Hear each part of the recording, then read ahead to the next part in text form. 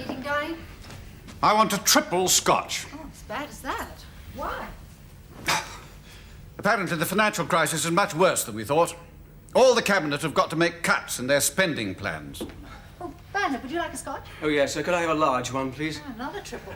Bernard, Humphrey should have seen this coming and warned me. I don't think Sir Humphrey understands economics, Prime Minister. He did read classics, you know. Well, that's Sir Frank. He's head of the Treasury. Well, I'm afraid he's at an even greater disadvantage in understanding economics. He's an economist. If there's an economic crisis, can't the cabinet see they've got to be cuts? Well, they can see they've got to be cuts in other departments, not in their own. So this morning you ordered a clamp down? I can't order anything, darling. I'm only the Prime Minister. You're in charge. No, I'm not. A leader can only lead by consent. Consensus. That's democracy. So who is in charge if you're not? Well, nobody, really. Oh, is that There must be. That's what democracy is all about. And as if that weren't enough, I've got a deputation of MPs coming to see me this afternoon about a pay rise I promised them. What will you say? I shall say I deeply sympathise, which I don't. They fully deserve their money, which isn't true. And that I shall make it my first priority as soon as the crisis is over, which I shan't. But if they go and vote themselves a whacking great pay rise and then tell everybody else there's no money for their pay rises, it doesn't do very much for the dignity of Parliament, which it doesn't. But aren't they underpaid, in fact? Underpaid? Backbench MPs, darling. Being an MP is a vast subsidised ego trip. It's a job for which you need no qualifications, there are no compulsory hours of work, no performance standards. You get a warm room and subsidised meals for a bunch of self-opinionated windbags and busybodies. You suddenly find people taking them seriously because they've got the letters MP after their names. How can they be underpaid when there are about 200 applicants for every vacancy? You could fill every seat 20 times over, even if they had to pay to do the job. You were a backbench MP only 5 years ago. I was the exception. I was the cream. I rose to the top. Do you think what you say will shut them up? Who knows? But the public will never stand for MPs giving themselves a pay rise when we're having to cut back on nurses and teachers. Nurses and teachers? Oh, that's a much more serious problem. No, darling, much less serious. Nurses and teachers can't vote against me till the next election. Backbenchers can vote against me at 10 o'clock tonight. Humphrey, I've just had a very stormy meeting with my backbenchers. Oh, I'm so sorry. I mean, if I'd had some warning, I could have softened them up a bit in advance. But the paper only arrived the night before Cabinet. Oh, indeed, Prime Minister. Most regrettable. Well, it's up to you, Humphrey. You're Cabinet Secretary. You must insist that we get papers circulated earlier. Alas, there are grave problems about circulating papers before they're written. Why the sudden crisis? The Treasury must have seen it coming. Prime Minister, I am not the permanent secretary to the Treasury. You must ask Sir Frank. What would Sir Frank say? It is not for a humble mortal such as I to speculate on the complex and elevated deliberations of the mighty.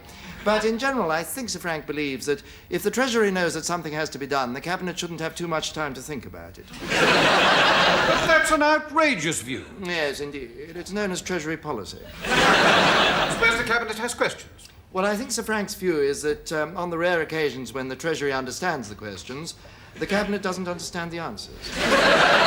Prime Minister, I'm doing a paper on this civil service pay claim, but if it's really urgent, I can give you an immediate response. Yes, please. What's your answer? I haven't got an answer, more a series of questions. What, for me? For Sir Humphrey. The claim is clearly self-serving and inappropriate, and is significant for the questions it leaves unanswered. Right, fire away. All right, but I think you should treat this as highly confidential, or you'll never catch Humphrey out. First of all, you should ask what deduction...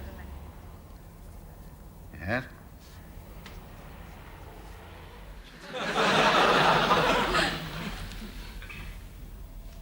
Terrific. George, that's for you, I think. All right for me to go in, Bernard? Yes, Sir Humphrey, can I just mention one thing? Yes? Bernard? There has been movement. On what subject? On a subject on which the civil service hoped there would be no movement. The civil service generally hopes there will be no movement on any subject.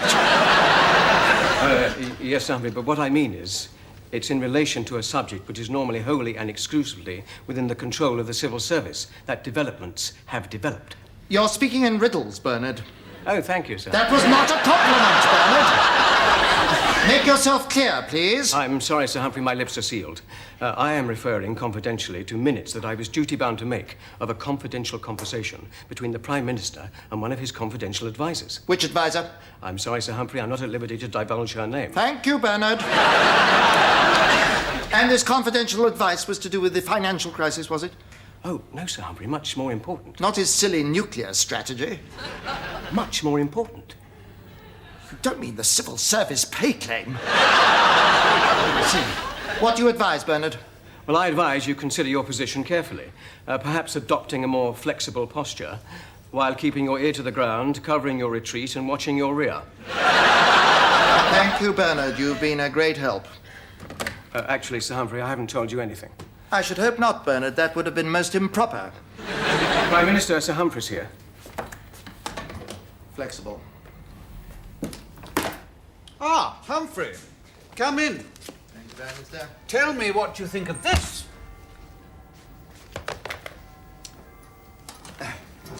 Oh, what do you make of it? Well, it is rather a large document for an instant judgment. You only have to read the one-page summary at the top. Oh, well, good. Well? Well? Prime Minister, you place me in a very difficult position. Do I, Humphrey? Now, look, I realise you have to have loyalty to your colleagues, but you also have a broader loyalty to Cabinet and its policy. I agree. You agree? Yes, You agree with me? I agree with you. I don't quite... Who do you agree with? With you? Not with Sir Frank. No? You're not arguing with me. No? Perhaps I haven't made myself quite clear. I agree with you. Well, what do you make of that pay claim? Well, it's not excessive in itself, but at a time of national stringency, it is neither wise nor in the national interest.